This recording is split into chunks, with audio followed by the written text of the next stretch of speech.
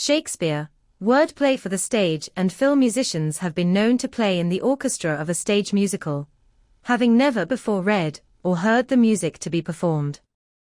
They look at the notes carefully, because with no rehearsal this is the only information they will get as to how to play for such shows as The Producers or The Phantom of the Opera. This process is known as putting in a deputy, or dep, and is the closest modern equivalent we can find to how the Elizabethan actors approached a script. Just as those musicians have to rely on their notes, so did the actors have to rely on their words and the connections between them.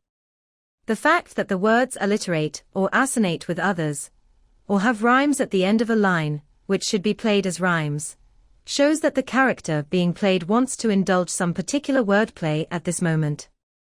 The Elizabethan actors were playing many different parts over a short period of time, maybe even with the same sort of plot, and they needed obvious and quick instructions from the author as to how they should play them and as to what was going on. Wordplay is a vital part of this communication. Here is a list of the main wordplay headings. Alliteration. This is when words that are close together have the same initial consonant, and they serve as little arrows pointing out the final word, to give it extra choice. Assonance. This is when the vowel sounds of words close together are the same, and it also serves as a little arrow pointing toward the words. Clever words. This is when the character is actively choosing the ingenious use of words. Double entendres. This is when the character uses a word or phrase that has a perfectly clean meaning, but also a sexual or bawdy one.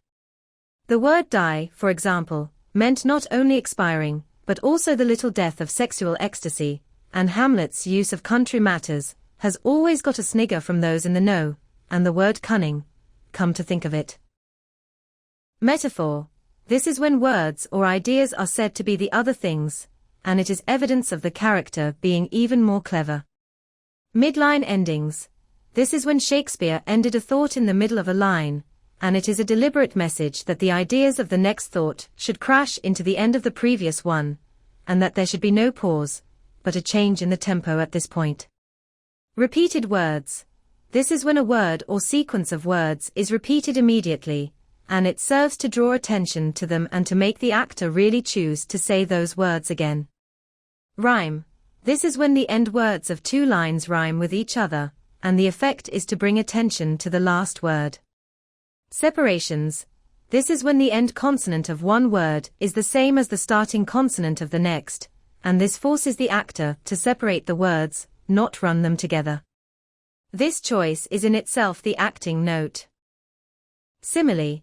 This is when words or ideas are said to be like other things, and it shows that the speaker is choosing to be a bit clever. Wordplay is your key to unlocking so many speeches and scenes, and we don't just mean those written by Shakespeare.